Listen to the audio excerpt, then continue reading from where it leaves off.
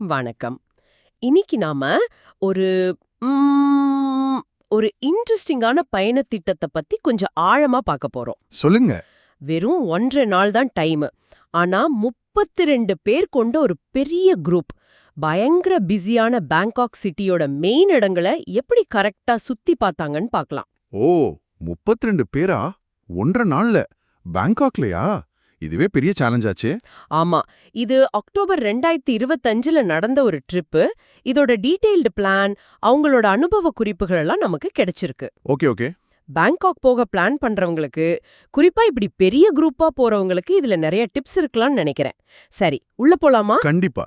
Bangkok மாதிரி ஒரு சிட்டில அதுவும் 32 பேரை 1.5 நாள்ல கூட்டிட்டு போறது சாதாரண விஷயம் இல்ல.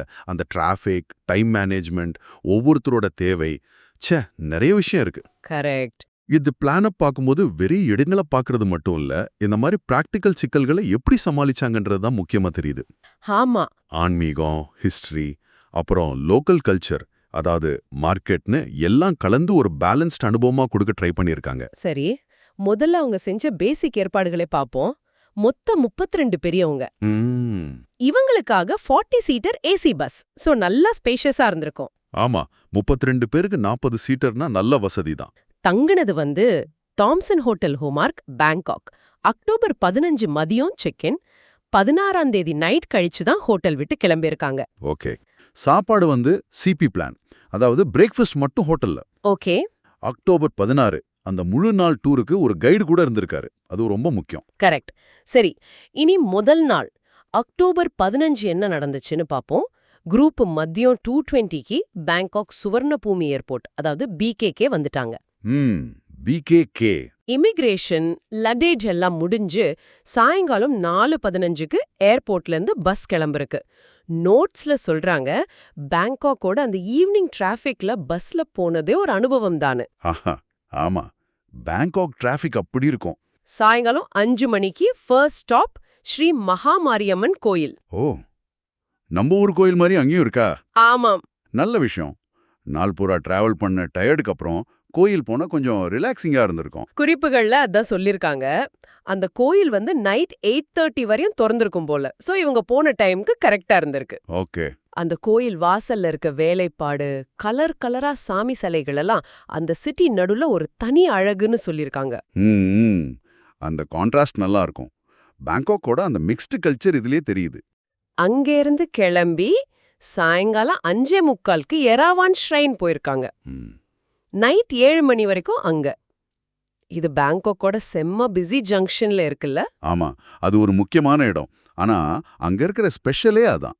சுத்தி பயங்கர டிராஃபிக், சத்தம். ஆனா அந்த சன்னதிக்குள்ள ஒரு அமைதி, பக்தி இருக்கும். ஓ. லோக்கல்ஸ், டூரிஸ்ட் எல்லாரும் பூமாலை, ஊதுபத்தியோட வந்து ப்ரேயர் பண்ணிட்டு இருப்பாங்க. அது பேங்காக் சிட்டியோட ஒரு வித்தியாசமான ஃபேஸ். கண்டிப்பா அந்த குரூப்க்கு இது ஒரு புது அனுபவமா இருந்திருக்கும். முத நாள்ல இந்த 2 இடத்த பார்த்துட்டு நைட் 8 மணிக்கு ஹோட்டலுக்கு, தாம்சன் ஹோட்டல் ஹூமார்க் வந்துட்டாங்க. Check-in, dinner, rest. சரி, நல்ல ஸ்டார்ட். இப்போ அந்த முக்கியமான நாள் அக்டோபர் 16, முழு நாள் டூர். இங்கதான் அந்த பிளானிங் எவ்வளோ கச்சிதமா இருக்குன்னு தெரியுது.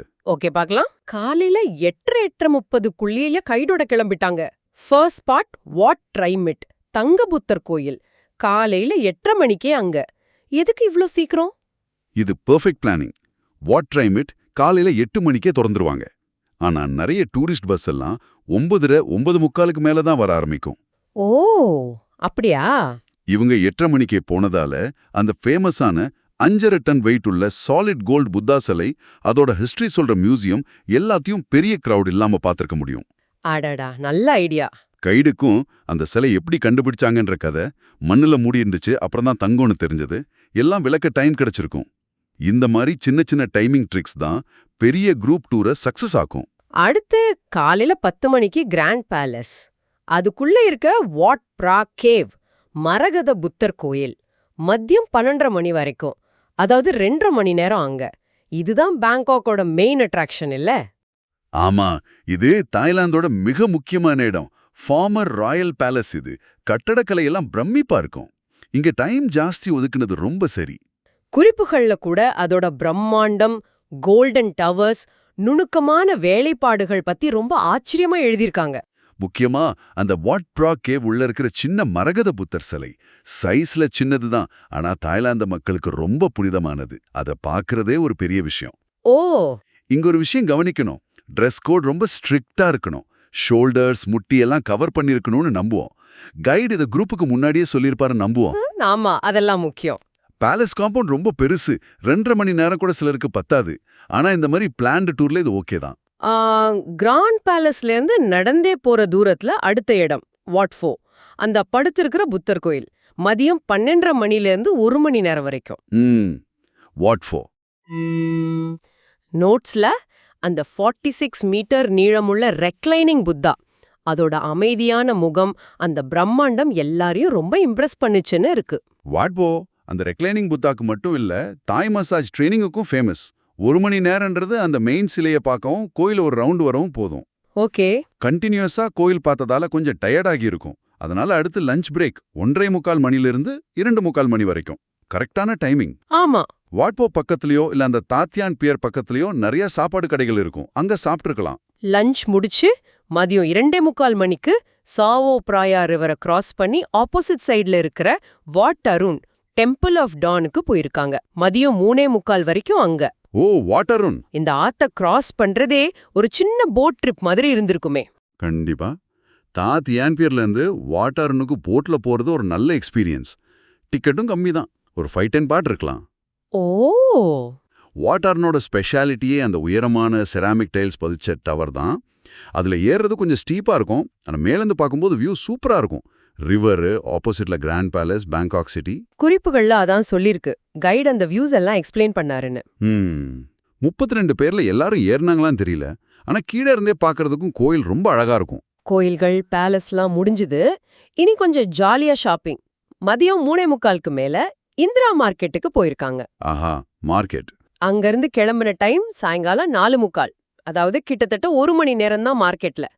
நோட்ஸ்ல ஒரே துணி கடையா இருந்துச்சு, பேரம் பேசுற சத்தம், விதவிதமான வாசனைன்னு அந்த மார்க்கெட் மைப் பத்தி எழுதிருக்காங்க.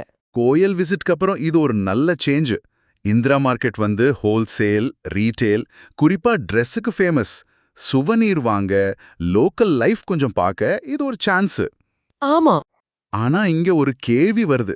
32 பேர் கொண்ட குரூப்புக்கு இந்திரா மார்க்கெட்ல 1 மணி நேரம் போதுமா?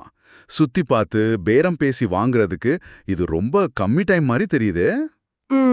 நீங்க சொல்றதும் சரிதான். 1 மணி நேரத்துல 32 பேர் என்ன பண்ண முடியும்? ஒருவேளை எல்லாரும் ஷாப்பிங்ல அவ்ளோ இன்ட்ரெஸ்டடா இல்லையோ என்னவோ, இல்ல டைம் பார்த்து வேக வேகமா முடிச்சுக்கிட்டாங்களோ என்னவோ. இருக்கலாம். இல்ல எல்லாரும் ஒன்னா ஒரே மாதிரி ஏதாவது வாங்குனாங்களோ தெரியல. எது எப்படியோ 4:45க்கு அங்கிருந்து கிளம்பி அந்த பேங்காக் டிராஃபிக்கை கடந்து, ஆக மொத்தத்துல இந்த 1.5 நாள் பேங்காக் ட்ரிப் ஒரு சூறாவளி டூர் மாதிரி தான். ஃபேமஸ் கோயில்கள், பிரம்மாண்டமான பேலஸ், பரபரப்பான மார்க்கெட்னு பேங்காக்கோட பல முகங்களை அந்த 32 பேருக்கும் காட்டியிருக்கு. ஆமா. டைம் கம்மியா இருந்தாலும் கரெக்டா பிளான் பண்ணா ஒரு சிட்டியோட எசன்ஸை ஓரளவுக்கு அனுபவிக்க முடியும்ன்றது காட்டுதுல்ல. நிச்சயமா. இதுல இருந்து கத்துக்க வேண்டியது என்னன்னா, டூர் பிளானிங்ன்றது வெறும் இடங்களை செலக்ட் பண்றது இல்ல. அது வந்து டிரான்ஸ்போர்ட், டைம், குரூப்போட நீட்ஸ், எதிர்பாராத விஷயங்களை சமாளிக்கிறதுன்னு பல விஷயங்கள் சேர்ந்த ஒரு கலை. உண்மைதான். இந்த பிளான் குறிப்பா பெரிய குரூப்ஸ்க்கு எப்படி ஒரு பேலன்ஸை கண்டுபிடிக்கிறதுன்னு நல்லா காட்டுது.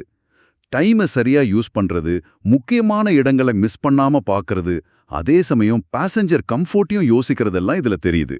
ஆமா, உங்கள மாதிரி டிராவல் இன்ட்ரெஸ்ட் இருக்கிறவங்க, ஒருவேளை நீங்களும் இதே மாதிரி ஷார்ட் டைம்ல ஒரு குரூப்பா பேங்காக் போக நினைச்சா இந்த ஷெட்யூல் கண்டிப்பா யூஸ் ஆகும். சின்ன சின்ன சேஞ்சஸ் பண்ணி உங்க தேவைக்கேத்த மாதிரி மாத்திக்கலாம்.